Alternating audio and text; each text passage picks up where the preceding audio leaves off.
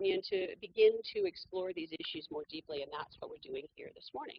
We're not here to answer questions. We're not here to solve problems as much as we are just to learn about what this business of housing affordability in the areas that we serve are all about. So that being said, I've got, where's my, Carol, do you mind clicking? I don't have a clicker. Oh, thanks, Julie. So that being said, I wanted to just make sure that you know what else we're doing between now and the end of the year on this topic. And in just a moment, I'm going to let Jason Quinnell talk about the Good to Go field trip on November 2nd, but I will skip forward and talk about December so that you can mark your calendars now for that. That's going to be one of our good old-fashioned in-house do-good volunteer opportunities. And for about a month before that date on December 13th, we're going to start collecting items that we can use to assemble welcome home baskets for residents in affordable housing communities. So that's going to be a fun thing to do. It'll be a fun little donation drive, and then everybody can get together and make the baskets that we can take on over for them. So mark your calendars for that. In addition to that, we will be taking this field trip on November 2nd, and I'm going to let Jason talk about that for a second. Thank you, Heather. I'm Jason Quinnell, and I've been involved with housing affordability for almost a decade now. It's kind of a passion of mine, and so I was asked if I can help organize a field trip. And what I hope you guys get out of today is a better awareness of the different types of housing and the different people that need the different types of housing. And so if that interests you and you want to actually get up close and personal, we're going to have a field trip next Friday. We are going to load up on buses here, and we're going to go over to a property called Cardinal Point, which is right over here. If you guys know where Vandergrift High School is, that's where a newly built affordable housing project that Foundation Communities built a couple of years ago. We're going to go over there. We're going to hear from a resident, kind of hear their story, learn a little bit more about that property and how it came to be, and then we'll actually go tour some of the units. We'll have some light breakfast items, some drinks, and we'll try to get back here by probably 10:30-ish to get you back to your day. So it's on Connect, right? Okay, so you can sign up on Connect, search for good to Go. Good morning. Are you? Yes, I'm Jason. Good to see you. Yeah. Yes, I like our little chairs. Those are nice. Where did we? Yeah, awesome. So anyhow, go to Connect. There was an email that went out last week, I think it is. So you can search for that and sign up there as well. Thanks a lot to Jason for his leadership on this. We're really lucky to have somebody who has such deep expertise in this space on staff with us already. So real quick, I just want to introduce our friends from Leadership Austin. For those of you guys who have not met them or been to one of our sessions before, Leadership Austin is a not-for-profit organization in Austin that serves Central Texas as a whole, and they do leadership development work for community leaders and really help those leaders develop the skills that they need, but also explore the issues that are most relevant to our communities. And so they've been the perfect partners to come in and talk to us about all of these impact areas that we've been exploring. So Julie Smith is their fearless leader for programs and learning and engagement. I never get it right, but that's right? Those are the three things, right? She's the director of those three things, and she's awesome and grateful for all of your help. So please help me welcome Julie, who will also introduce the rest of the team. Wonderful. Thank you, Heather. Good morning. How's everyone doing? Good. Well, thank you for being here. Thank you for making the time. Who is at one of these sessions for the first time? Wonderful. Well, it's great to see familiar faces and an extra special welcome to those of you who are with us for the first time. This is really important to us. And as an organization, we love partnering with other organizations that care about the community and want to learn more about how to plug in and have important dialogue and be able to move Austin in the direction that is best for everyone. So thanks for being here. We have an exciting 90 minutes ahead, and we're talking about housing affordability. So when I say affordable housing, what does that mean to you? What's the difference? We talk about affordable housing, we talk about housing affordability. Is there a difference? What does the two mean to you? What comes to mind?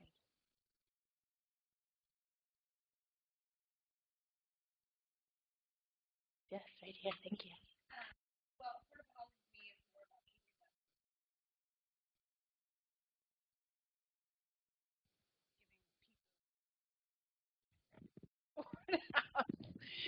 Will you say that again?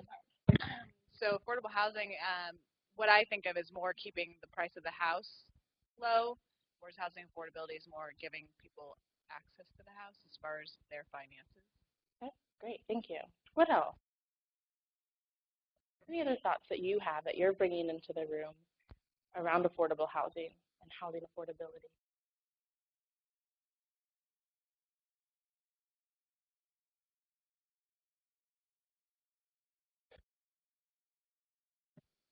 Possibly the housing affordability may have something to do with the sustainability of the home. So one may have more to do with the upfront costs, and maybe the other one has more to do with the long term. Great, thank you. I think what's important to know is that we don't have very super specific definitions around these. But when we talk about them, different things might come to mind. Something that came up, excuse me, during the last session that I found that was really profound is that sometimes when we say affordable housing, we think of Section 8 housing for low-income people. This is about kind of something that we provide mostly for other people who need it. And when we talk about housing affordability, people tend to think of themselves in that, no matter what part of the affordability spectrum they're on. That we are together working as a community to have housing affordability, and that means a lot of different things. And so it's important to us as we come into this discussion to think about the things that come to mind around these words, because words matter. And we'll get more into that. I want to start out with this quote from Terry Mitchell, who's a developer here in Austin and a very community-conscious developer. You'll see some of his data later in the presentation. And he says, housing is changing in front of us as we speak. Our country is in the midst of the biggest housing change in 70 years. So this is something we're seeing across the whole country.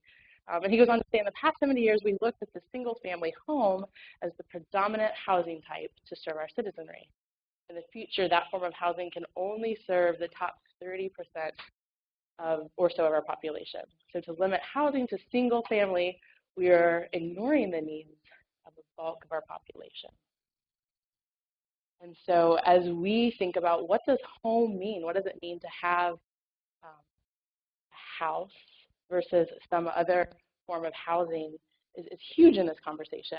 And as we come into this reality that only 30% of people are going to have a single family home as we move forward, what does that mean? How do we talk about that as a community, and how do we make that available for everyone who lives here? So today, here's how we're going to address this kind of problem that you saw there in Terry's quote. We want, over the next hour and a half, to just broaden perspectives on what housing affordability means, housing and affordability, to explore a little bit of the historical context surrounding today's affordability issues, because they didn't just start today. There's a lot of things that we need to keep in mind to turn some of the current factors that are really influencing affordability. And there are a lot. We're not going to get to all of them, but we've chosen a few that we think really need your attention and need the attention of the community. Describe a few approaches that are happening right now in our community to address affordability.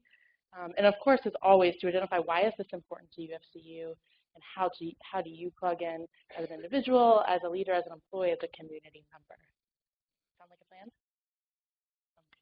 To take us through this curriculum today, again, I'm Julie Smith. I'm the Director of Learning and Engagement at Leadership Austin. And I'm here to guide us through the session. Joining us is Courtney Bailey, my colleague, who is the Director of Issues and Engagement on staff at Leadership Austin. And so she'll take us deeper into some of the historical pieces of housing, and we'll chime in to further the discussion throughout the presentation. And we also are joined by a guest from the City of Austin, Mandy DeMaio, who is currently in a role at the city, has a deep history in affordable housing and housing affordability in Austin. And she too is going to help us take some of the data that we'll present at a high level a little bit deeper. She's the expert here and will be able to answer a lot of your questions and further the discussion. So we're here to have a discussion with you today, and your participation is crucial too. Our participants are always a part of our faculty. There's a lot of expertise and knowledge in this room, and we want to create the opportunity for you to share that as well. And we also, throughout the session this morning, will be talking about resources that we don't have time to go super deep into today, but we want you to explore. So some of those we'll talk about, some of them we'll just mention, and when you get a copy of this PowerPoint, all of those resources will be linked. So videos and reports and those sorts of things. So we hope that this is just a start for you in the conversation about housing affordability. So what we know is that, and if you've been in one of these before, you've heard me say this, what you bring into this room influences what you take out of it. So we like to ground all of our sessions first in your own experience. What is it that housing means to you? I want you to think of 3 words. And if you have a piece of paper, write them down. There's actually Post-it notes and pens in the middle of your table. If you don't have paper, grab one of those.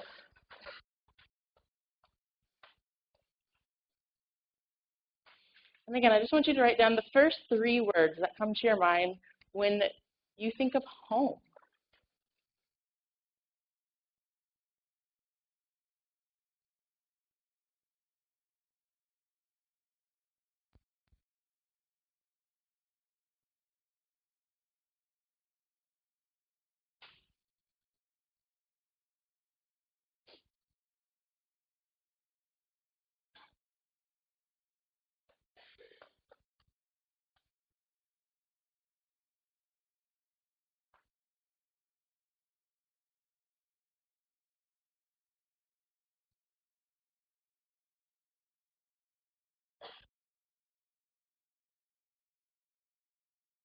Anybody willing to share their 3 words or one of their words?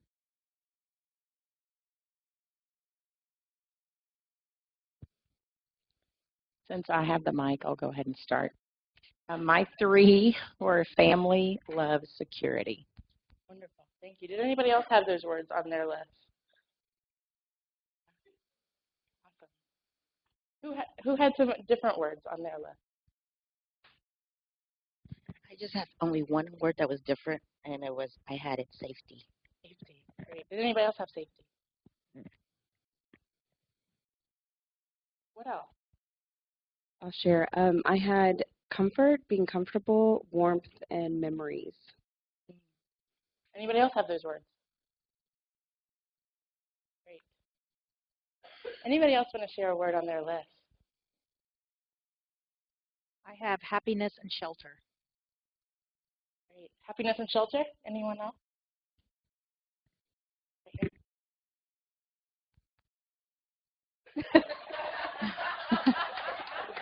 Storage. Anybody else have storage on their list? We did have somebody else with storage on our list. Awesome. I one had more. Ownership.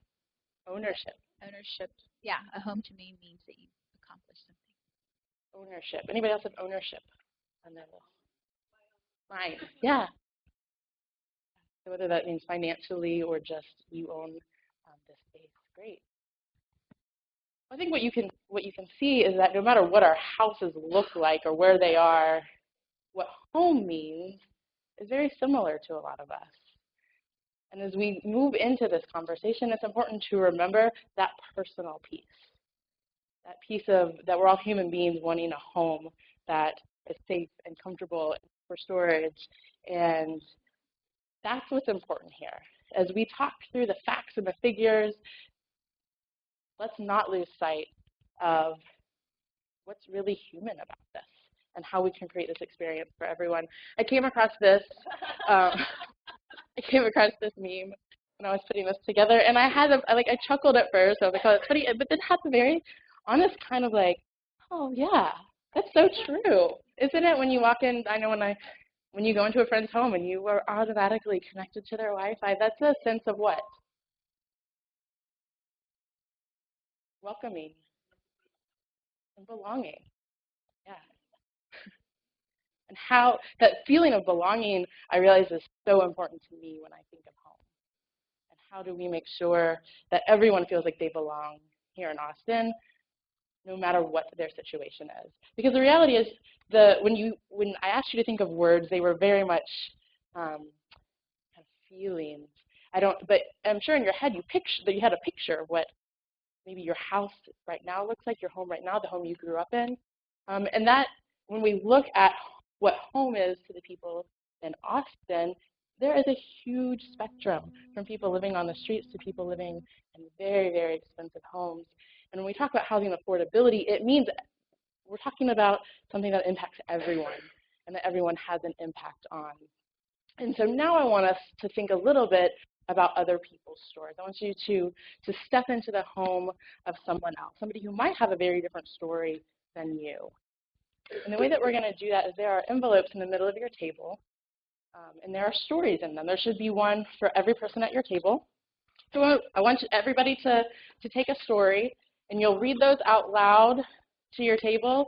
And I want you as a table, once everybody has a chance to share the stories, and I recommend reading all the stories and then sharing the reactions. So just share your kind of initial reactions to the people in these stories and talk a little bit about how they fit into this housing affordability discussion. I'm going to give you 10 minutes, and then I'll check in.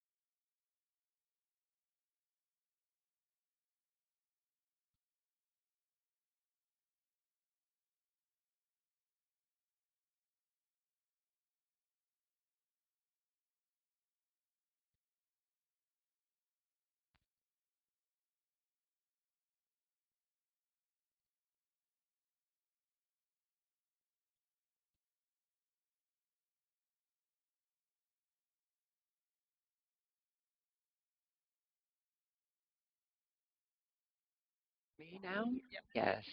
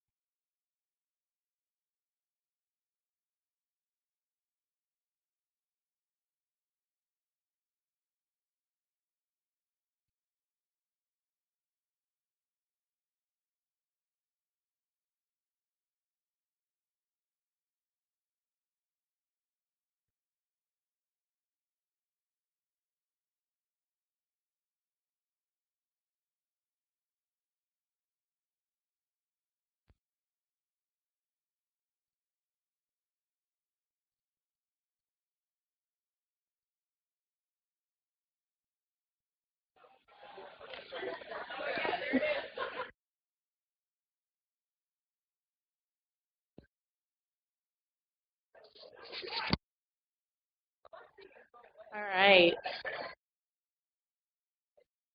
Let's wrap up these conversations. I know we've got a couple of groups still chatting, but let's bring it all back together. Who would like to tell us a little bit about the discussion at your table?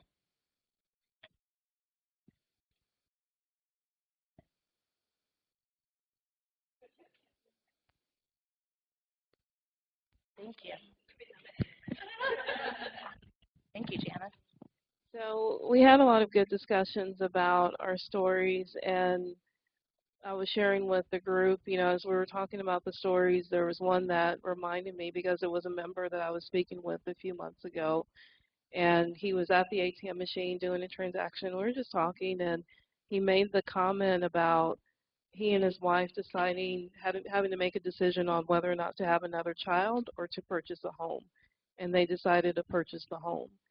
And it made me take a step back and just kind of pause, like, wow, I can't believe that. But that's the true reality of some individuals, is a decision on whether or not to have children or to buy a house.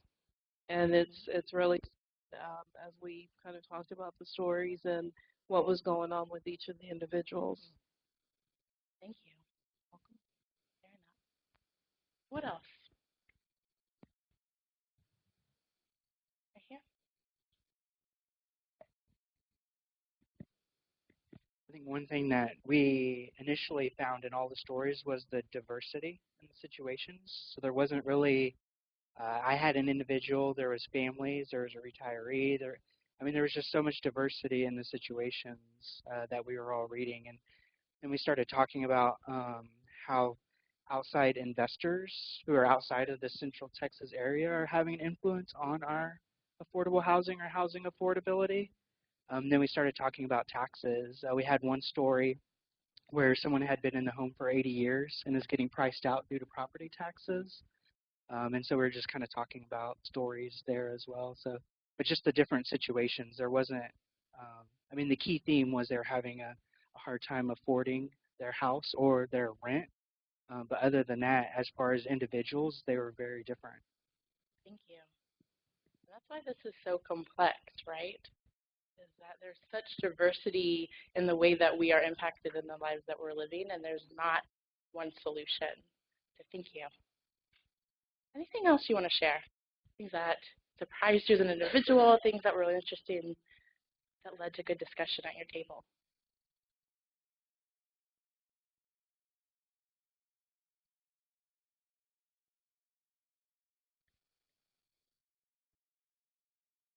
Thank you, Larry.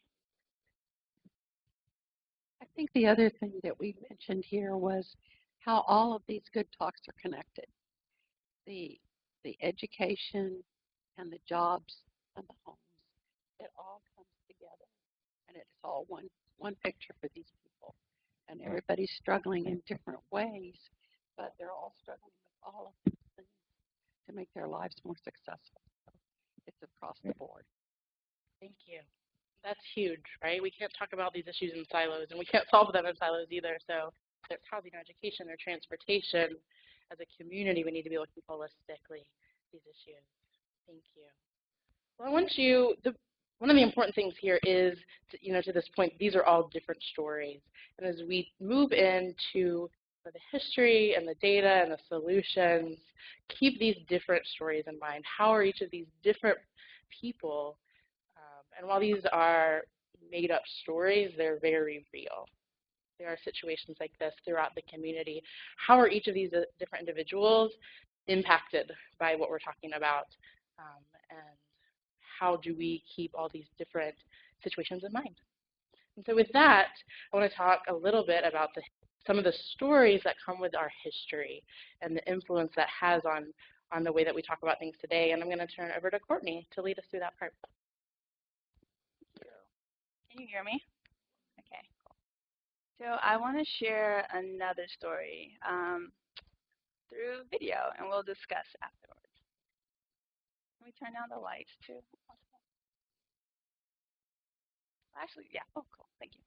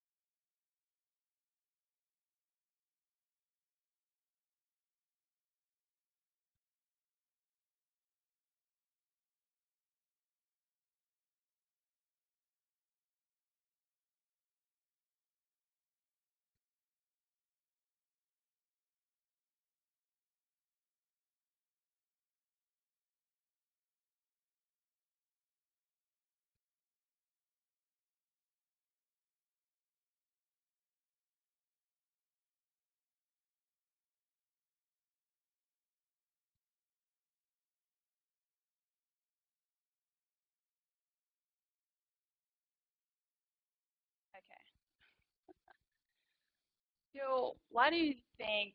Well, first of all, who in the room is familiar with the 1928 master plan? But who's been familiar with this plan? Like who knew about this plan, the 1928 master plan, the history? Why do you think this video was important as it relates to housing? Why is it important to learn about how particular communities, in this case, African American and Mexican American communities, were it was legally binding to have them move to the east side and deny services, including shutting down their school. Um, why is that important when it comes to the conversation around housing? Yes.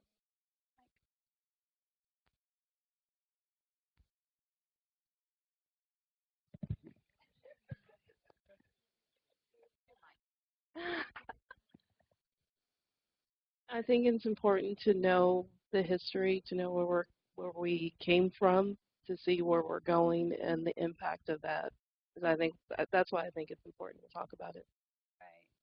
And now, would you say that video, is that a case of affordable housing or housing affordability issue overall?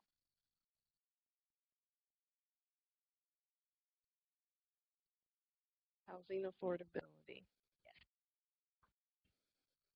Yes. And the reason why, because they mentioned it, Hoover and Wilhelmina Delco mentioned it, that now that it's become desirable, East Austin people, those longtime residents no longer can afford to live there, and so where are they living now? Manor, Pflugerville, Round Rock, and for some people, right? And for some people, it might be like, oh, well, they're moving on to the suburbs, but it's another form of isolation. They're away from their communities, their churches, the jobs, and things like that. So it's actually not a positive. Like in Austin, the African American population is drastically declining. So prior to the 1928 master plan, I think there were about more than 30% of the population was African American. Now the population is what, 7.6%? And that's something I heard, that it said that Austin was the only growing city in the nation with a declining African American population. So that was really shocking to me. Thank you. Anyone else want to comment on that before I go to the next slide?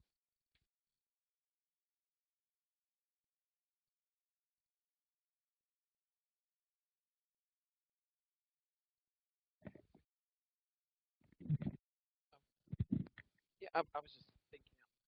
Yeah, the diversity is changing, but it's changing in other ways too. There is more diversity, but it's declining for Black households, which I wasn't aware of that. So that's very interesting.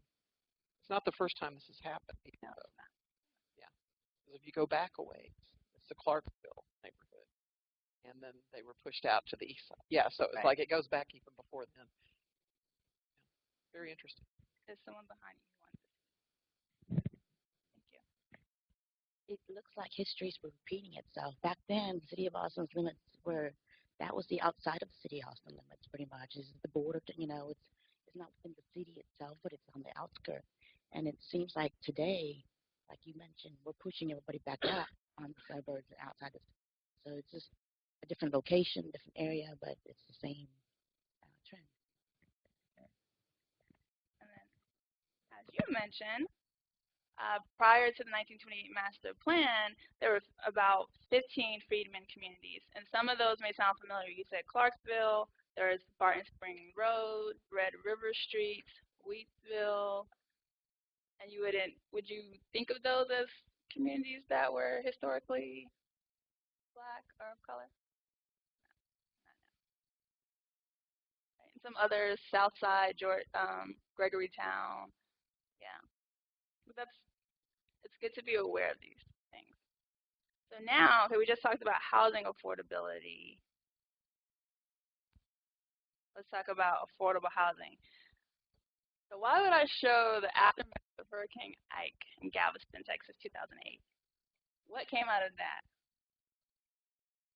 Say that. People moved here.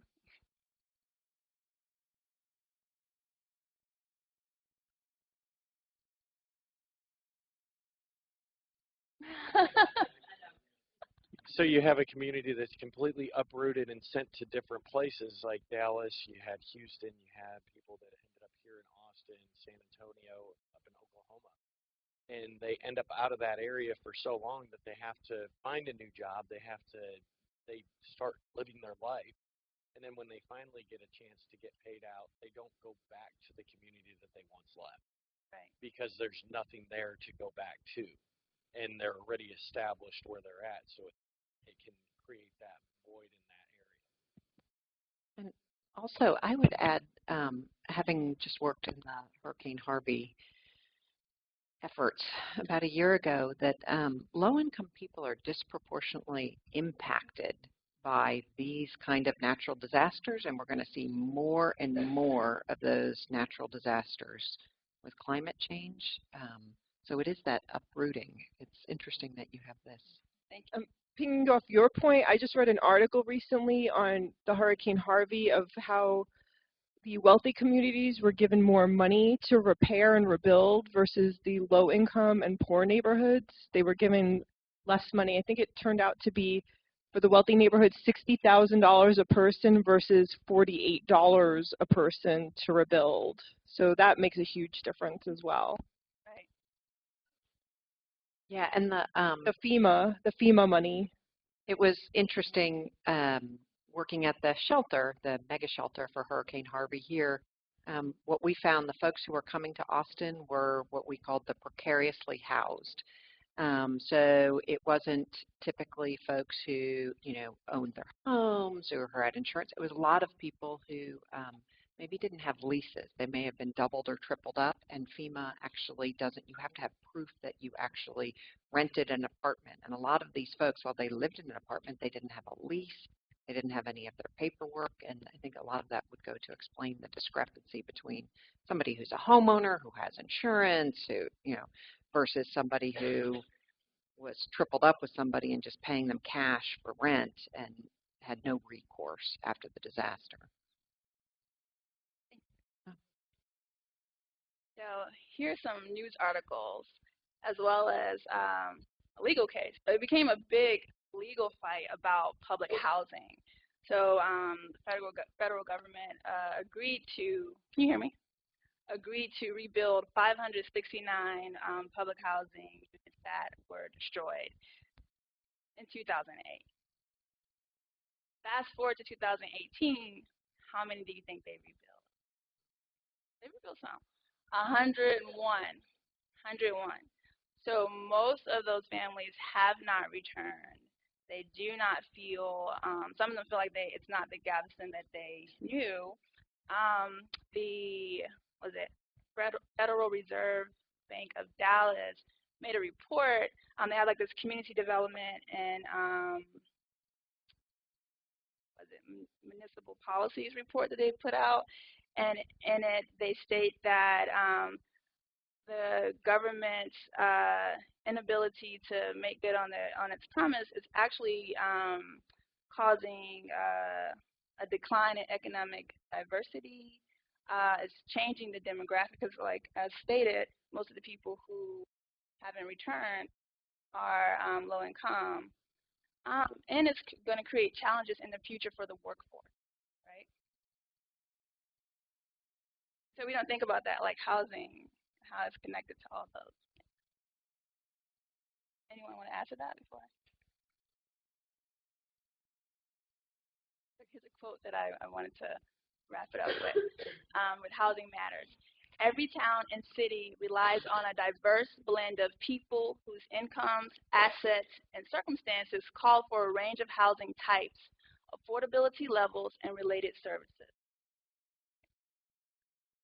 And so here's another video that we won't show. It's about 6 minutes.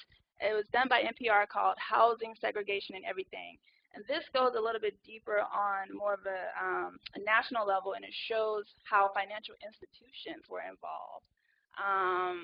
in terms of like redlining and things like that, and how that has impacted housing segregation in housing today. And it also talks about like how housing isn't everything in terms of when you look at school, wealth, health, like it's all connected. Right?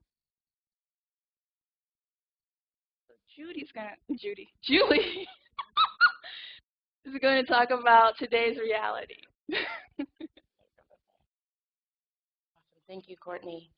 As we fast forward to today, it's important that we mention this piece of our history, right? Because as you see some of the data and some of the solutions that we're looking at, we're talking about, as a community, what kind of plans can we put into place? What kind of policies do we need to be talking about?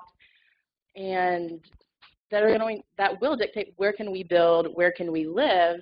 And it's important to remember that decisions that we made about where people can live many, many years ago are still impacting where people can live and what our community looks like. And we can't forget that as we update all of our plans to make sure that there's housing for everyone in our community.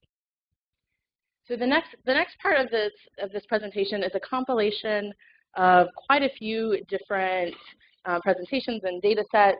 As Heather mentioned, Leadership Austin brings together leaders on a regular basis to talk about these issues. And what we've done is pulled together some of the most relevant pieces of different experts in the community for this specific conversation. So you'll see, I mentioned Terry Mitchell at the beginning. We've got a lot of his data in here, TIP Strategies, who look a lot at kind of economy and the growth of our region. CapCog, the Comptroller, the City of Austin. So you'll see quite a few different data sources in this. And as we move in, to continue that quote that we started out with from Terry, in this space where, as a nation, we need to be looking at housing differently than we ever have before, he pinpoints two forces that we really, really need to be paying attention to. And remember how complex this issue is, and these are not the only things to pay attention to, but the two that we're going to focus on today. And those are flat incomes and rising housing prices, which come with a very quickly growing city. We know all of our urban areas across the country are growing very quickly. And you can see that 4 out of the top 6 fast-growing metro areas are here in Texas. Our state is growing tremendously quickly, and Austin being at the top of that list. If you look at the numbers, Austin, roughly doubles every 20 years. Yeah. It has, am I right, for 100 plus years. Yeah. We've always been a very quickly growing city, and as we have more people, obviously that impact is bigger. And so that has huge implications on who we are as a city and what we can provide. Here you'll see housing permits. So these are new homes being built and how we compare to other growing cities across the nation per capita. So more houses being built here, again, per capita than any other city. And that means housing prices are going up. And I don't have to tell you that, you know that from your own personal experiences and from the stories that we've been told. But here's what that looks like across the state. Again, Austin leading in home prices. These are median home prices, and these are for sale homes, which impacts rental rates, right? If you are a renter, rental rates are going up. These are a percentage increase nationwide. And then if you look at Texas, we're significantly higher. Our rental rates are going up higher at a faster rate, with, again, Austin being at the top of that list within Texas cities. Here is specifically Austin, and this data comes from 2016, where rent was nearing $1,200. Mandy, do you have? That continues to go up? It does. It's interesting because whenever I start a talk, I always have this really basic graph that shows incomes like this and then both rent and home prices like this. I mean, it's just the visual that our incomes are basically flat. They've grown a little bit. Oh, is that my chart? That might be my chart. We are seeing, and it's also important to distinguish between since I work for the City of Austin, we try to keep our data really City of Austin specific, and there are some subtle differences between the city and then, of course, the MSA as a whole. The city, the rents are much higher, the housing prices are much higher, but both the city and the MSA have seen these increases in housing costs.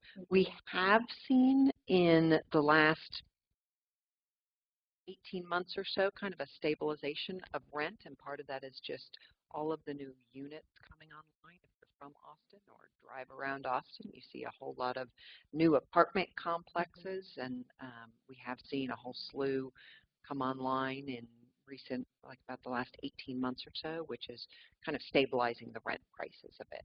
Well, can you talk They're a little? not coming down. Well, the rent prices are not coming down. They're kind of flattening out. Will they come down? You know, it's interesting. They're not ever going to come down to, I often talk to groups and they talk about the way it used to be. And I moved here in 1991, and I remember the way it used to be, at least in 1991. My first apartment, I think I paid less than $400. It's never going to come down to that. Is it going to flatten out? Is it going to stabilize? Yes, but it just can't. Between labor costs, construction costs, permitting costs, all of these things, and it's across the country. Housing is just significantly more expensive to produce. So we're not going to go back to the good old days. Can you talk a little bit about, so as a city, we are actually very high in renters. Speaking of renters. We are. We're 55% renter, and that used to be back in the good old days. I'll just take us back to 1991 when I came here, and it was about half of the population, you know, but University of Texas, or our university population, so that would include HT and St. Ed's. Who else do we have? ACC, Concordia.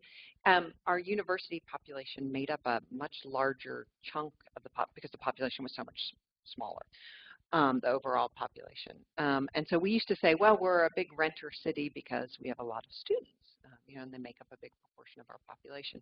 But as we've grown, really our students, the absolute number of students hasn't grown, but our population has changed quite a bit demographically.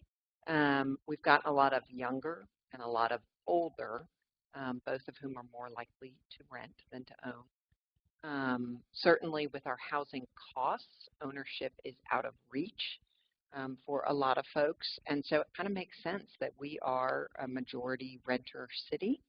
But it's something that we need to remind ourselves of constantly from a policy perspective, because a lot of our policy decisions are driven by this thought of, as Terry Mitchell, who I know very well, you know, we can't design our city, we can't think about things strictly from what many of us would consider home ownership, which is a single family home with a yard.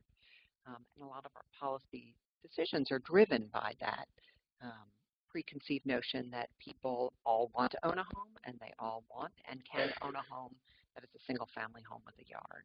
Those times are definitely changing. Thank you.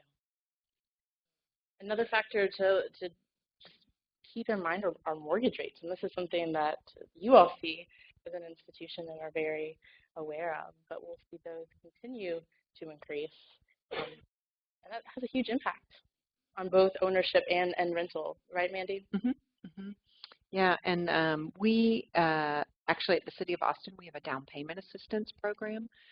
We use our federal funds for this program, and it's gotten increasingly popular. But we offer between $15,000 or $40,000 in down payment assistance.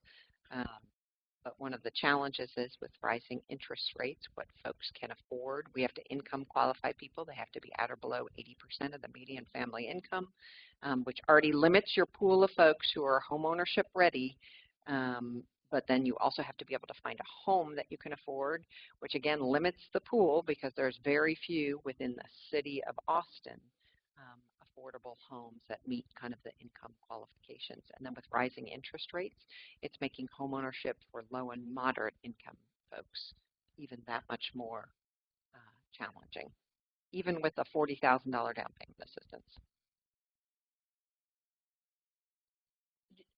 So to kind of jump back into that piece of incomes, if you were at any of our employment sessions, you've seen this graph before in terms of the types of jobs we're adding as a city, earning high wages, middle wages, and low wages. And you'll see that those middle skill jobs, those middle wage jobs that we talked about in our employment sessions are not increasing as quickly as the others. And so if we're talking about median priced homes, the salaries are not keeping up. And to Mandy's point, this is kind of how you compare those two. Yeah, and that's interesting to me, the low wage jobs. That's kind of in my job. Historically, what I have focused on is affordable housing in addition to housing affordability. But our focus really is on those folks earning either people on fixed incomes or earning those low wages, because that is the biggest need in our city in terms of affordable housing, and really the biggest challenge, because it involves a significant amount of subsidy in order to enable somebody to okay, my glasses aren't going to, is this $13.30 an hour? Is that what the low wage? Okay. Yes. A family living on that, the rent that they're going to be able to afford is, in the $500, $600, maybe $700 a month rent. That's extremely low income, and it's really hard. In order to enable somebody to pay that little in rent, it really requires some sort of subsidy, and that's where our department comes in. Great, and subsidy is one of the pieces, and move into the solutions portion that we'll talk about. Before we get there and go a little bit deeper, any questions on what you've seen so far?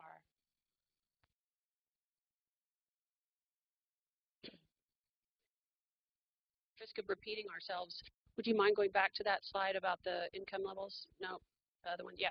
So, Lori said earlier about how all of our impact areas are connected, related to education and employment. And so a lot of people have been asking, why are we focusing on this mid-skill level employment as this other impact area that we're focusing on? And so this really helps to explain that in a lot of ways, because it's that middle skill job growth that is lagging to the degree that it is in this region and every region that we serve. And that connection between those people's opportunities related to education and opportunities related to housing is clear. And I just think this graph really points that out nicely. So when you think about our emphasis on college and career, of course, we encourage all kinds of careers, but the ones that we are really choosing to zone in on are the ones that are defined here by this graph as middle skill or middle wage jobs. Thank you, Heather. And just to take a point further, of course we would love everybody in high earning jobs. The reality of that is that's not the reality that we'll get everybody in those jobs, and the low paying jobs just aren't enough. So the focus on middle skill jobs is so crucial, and amazing that an organization like UFCU has made that a focus area for the impact that you all want to have in the community. We're looking at approximately 68% of Austin households that can't afford the median Austin home. That's a lot of households. So what do we do about it? And another just quick summary, this comes out of TIP strategies, summarizing all of this piece. Great job growth, great economy growth, but the housing prices are growing even faster, and it's leaving a lot of families disadvantaged. The working poor is being hit very hard by this, and we all are. And so again, to choose in a session where we only have so much time, the elements to talk about as we move into the solutions piece, we want to focus on two elements: creating subsidies, like Mandy mentioned, and increasing density as two of the elements that, as they come together, we can see where we need to overlap, where we can focus in certain areas, and knowing that this is a piece of the affordability discussion. Not the only answer, but a huge piece of it. And the two pieces that we've chosen to focus on today. And so as we go through this part of solutions, I just want you to keep in mind kind of, again, your individual mindset, always good to be reminded of the reactions that you're having and the people at your table are having and how we all react as a community, which leads to the kind of collective community mindset as we think through what are the best solutions, which influence the public policy. And we'll get to that piece as well. How are we making plans and policies as a community? So let's talk about subsidies. What is a subsidy? Does anybody have their go-to subsidy definition?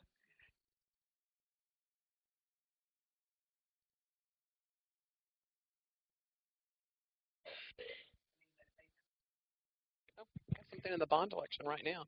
But freezing rents is one thing. I mean, if we're talking about renters, it's been done in New York City before. So I don't know how that worked out.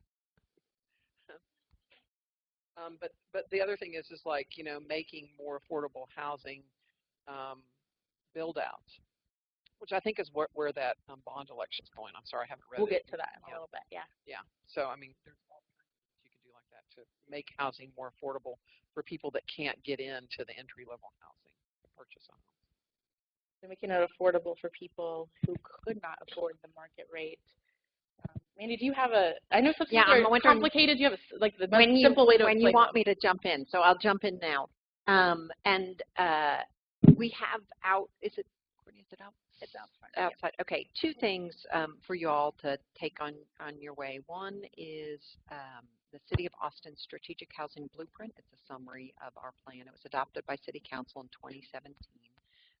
This is just like a 4-pager, but the full document is about 80+ pages, and it goes through both our needs and then our goals for affordable housing or housing at all different income levels. We set a 135,000 overall unit goal over the next 10 years at different median family income levels. My department is in charge of the below market, which is 60,000 units over the next 10 years, or 6,000 units a year. That is our strategic housing blueprint. We are in the process of developing the implementation plan. The draft of that should be out in the next couple of weeks. And we go over a variety of different strategies, including rent control, which is illegal in the state of Texas.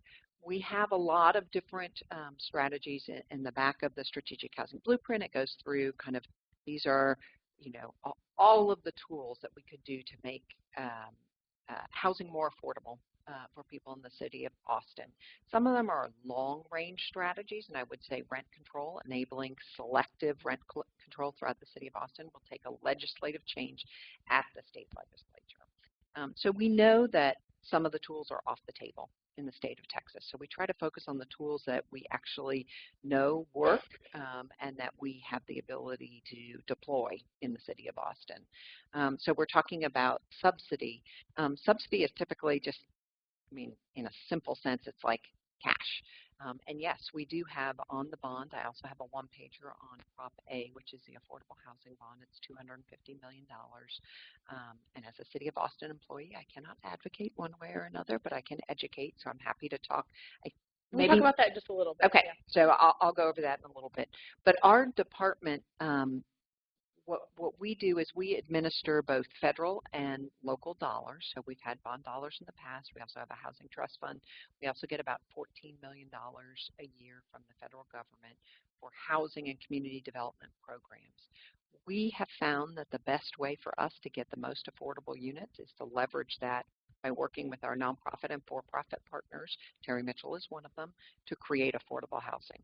We're not out there with hammers and nails creating the affordable housing. We rely on our private and nonprofit developers to create the affordable housing, and we provide the gap financing for those units. So let's say an apartment complex, you guys mentioned Cardinal Point, I think y'all are going to visit.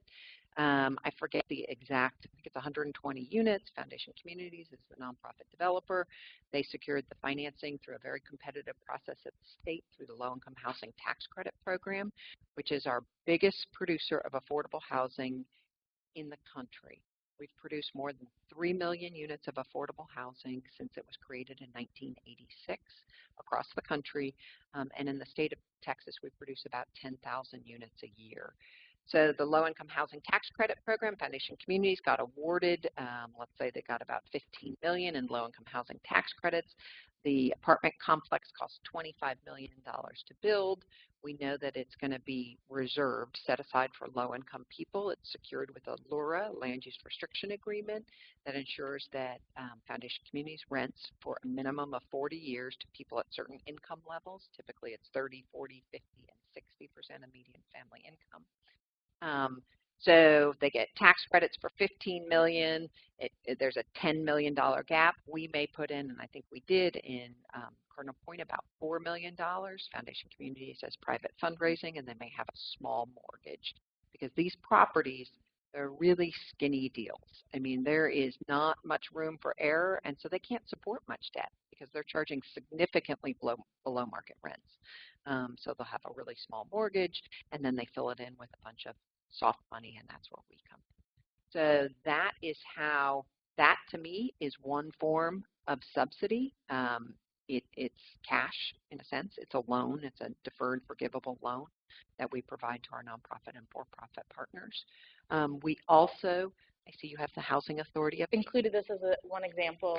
So the housing, we are not the housing authority. Housing authorities report directly to the federal government. The Housing Authority of the City of Austin is one of the 3 oldest in the country, and it's a fabulous organization. They have a little less than 2,000 units of public housing, and again, the oldest in the country. We talked earlier about segregation.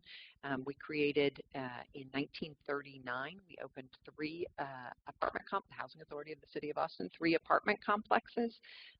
Chalmers Courts, Rosewood Courts, Santa Rita Courts. One was for, at the time, it wasn't called Hispanic. Now, I think it was called Mexican American. I can't remember. Was Santa Rita. Rosewood Courts was for African American, and Chalmers was for Anglos. So we had 3 segregated apartment complexes. They are all Central East Austin, and they are all, well, the first one is undergoing a major redevelopment, which is really exciting. That's Chalmers, which was 140 units, and they're tripling the density. So Terry Mitchell mentioned one of the things we need to do is increase density. They're tripling the density and doing a mixed income development, primarily below market, but a mixed income development. Brand new with all of the modern amenities that people need now to thrive in our community. But that is, they also provide, in terms of subsidy, we think about Section 8. It's no longer called Section 8. It's called Housing Choice Vouchers. But that is a subsidy that is provided to low-income residents. Actually, the City of Austin, the Housing Authority, just opened up their Section 8 or Housing Choice Voucher wait list. So this was just to get on the wait list. They had 15,000 plus applications in a week, and they're sorting through all of those applications, and that was really for less than 2,000 spots, and that's just to get on the actual wait list to hopefully get a housing choice voucher that you can take out into the market, and that voucher pays the difference between the market rent and then what a resident can afford, which is a pretty big gap. And I want to move into talking about density. Before we move on, can we just touch quickly on this piece of 30%, keeping people at 30% of their income being spent on housing, and why that's important?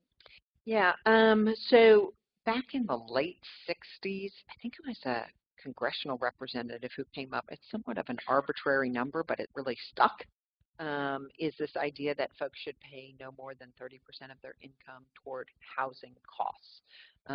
And the reason that's so expensive is housing is the biggest chunk of almost everybody's budget, you know, whether you pay rent or your mortgage.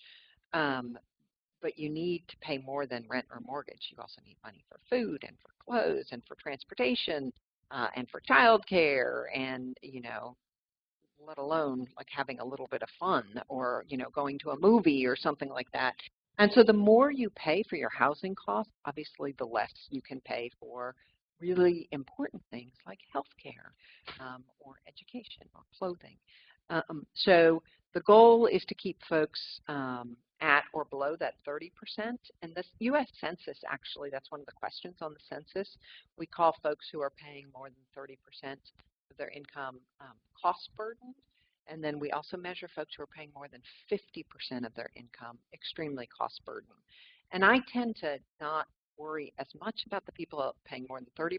Once you're paying more than 50% of your income, that leaves very little money. And we see folks across the community who are paying 70, 80 plus percent on housing, and that leaves nothing for other really necessary things like transportation, healthcare, And I medication. know that a lot of the work you're leading, this again coming from work coming out of Mandy and her team, looking at all the different income levels and being very intentional about saying if if you make this much money, this is how much you can pay in rent in order to meet that 30% piece.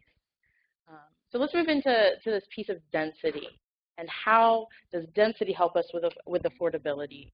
And if we're not looking at a single family home with a yard, what are we talking about? And that's a variety of different things that I'm sure you're familiar with. And we just want to very quickly kind of look at the practicality of why density helps us remain more affordable. So looking at kind of suburban versus urban and knowing that these can be, that we see these types of developments in both of those arenas. So we're just going to start out with a $200,000 lot, and the basic math, you split it in two, and you split the land cost in two. And I know it's not that simple, but this is the piece of density that as we see it grow, that where we're able to cut costs. One of those is land costs. You're also cutting the cost of taxes, and I know there's a lot of other elements there. I have to give a Terry Mitchell pitch.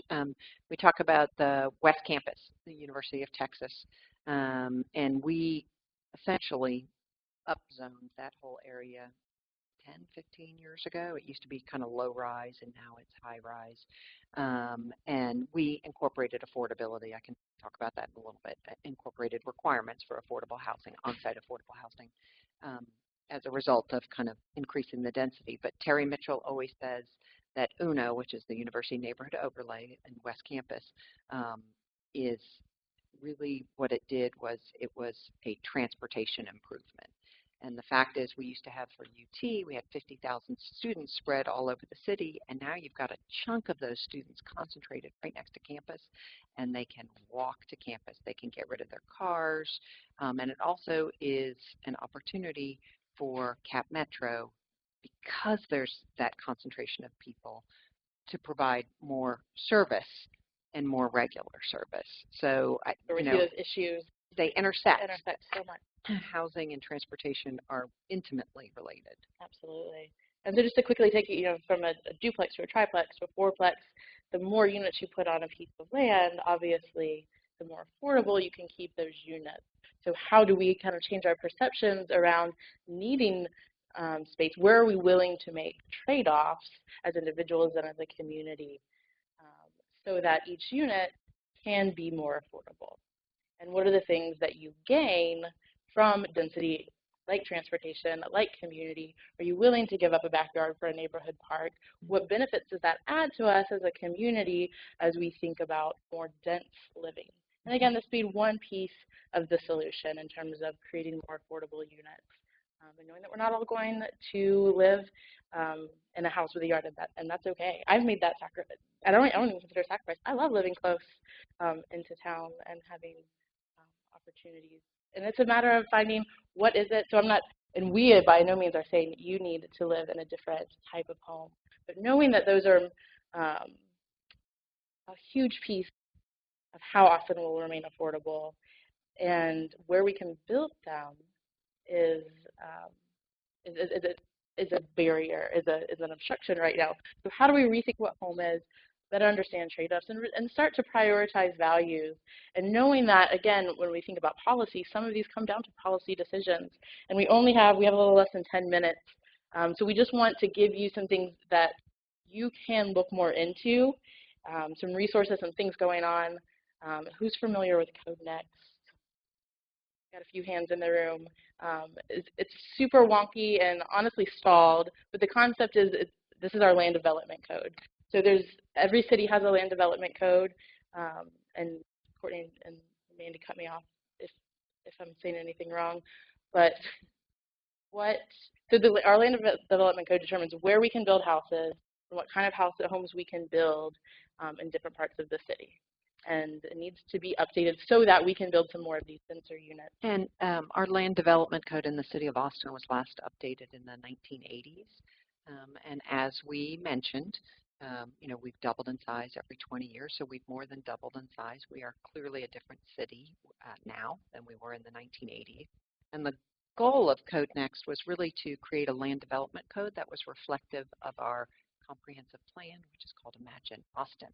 That was adopted by City Council in 2012, and it was this kind of high-level vision for what we wanted to be. You know, we want to be healthy, we want to be affordable, and there was a growth concept map that was put forward that really had our entire city with this interconnected kind of hub and spoke system of Imagine Austin centers and corridors.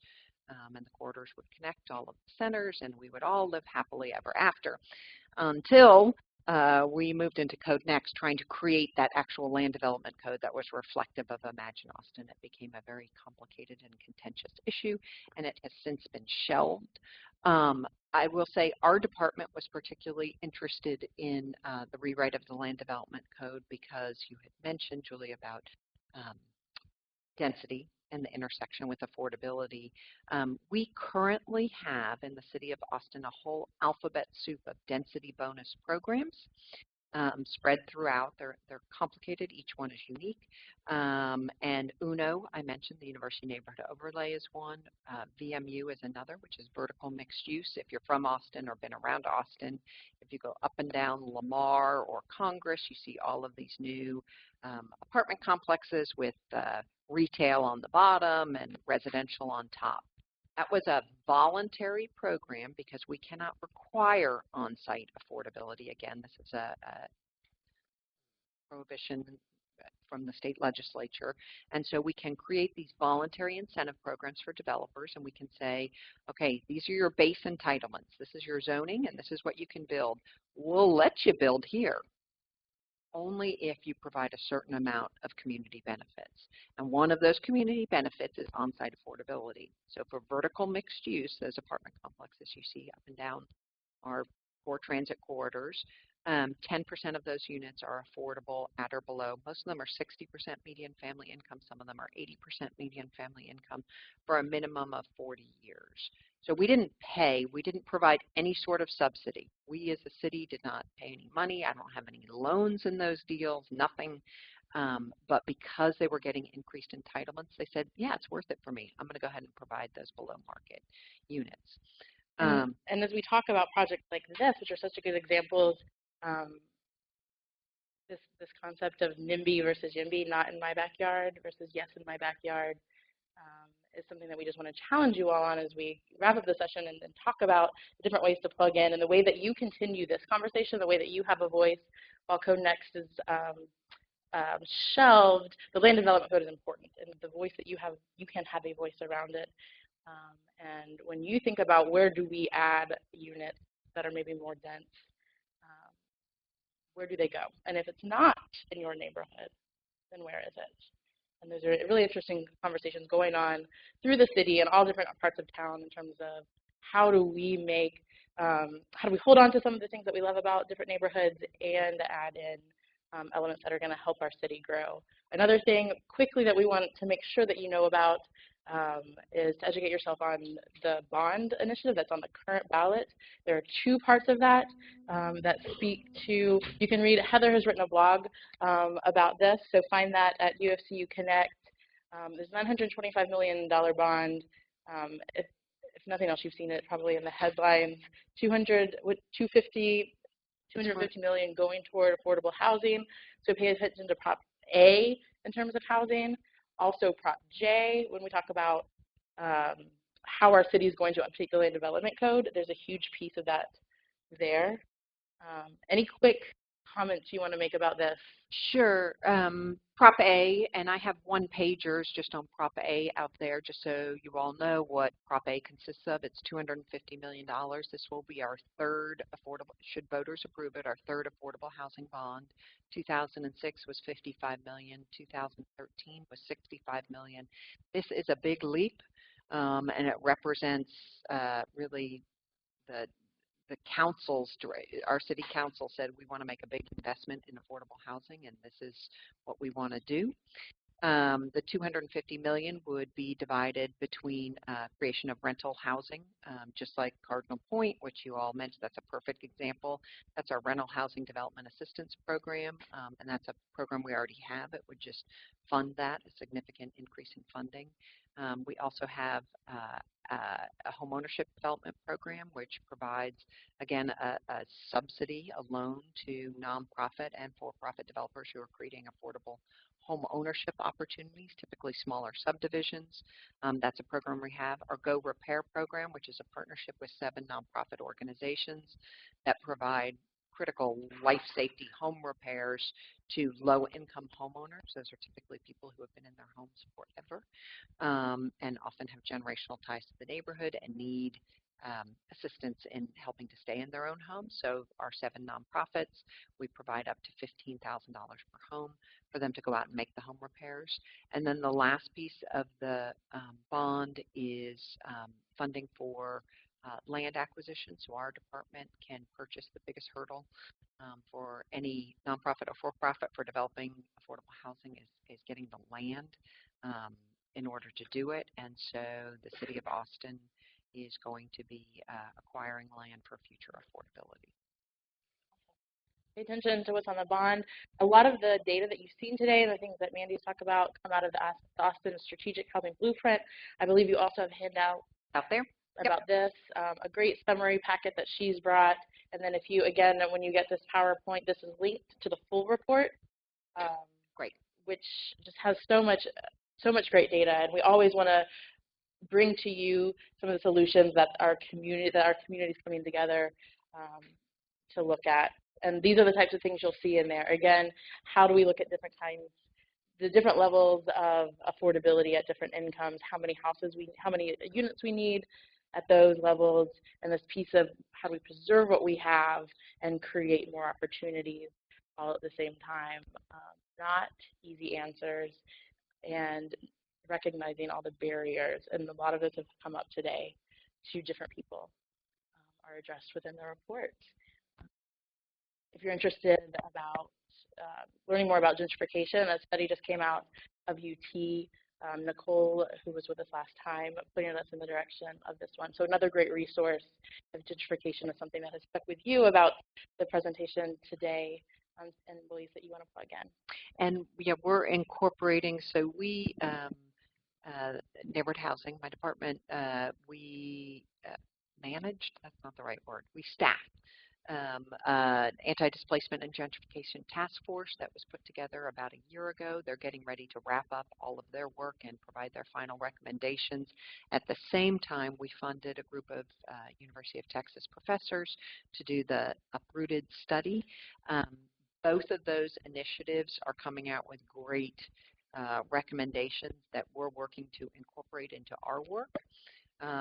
And between the Strategic Housing Blueprint and Uprooted and the Anti-Displacement Task Force, we also have an analysis of impediments to fair housing. We have more studies than we know what to do with, but we are taking all of those recommendations and consolidating them into something that is really digestible, that we as a department can move forward with so that we can make an impact in the community. So again, just a very brief start to the conversation. A huge thanks to Mandy for being with us today.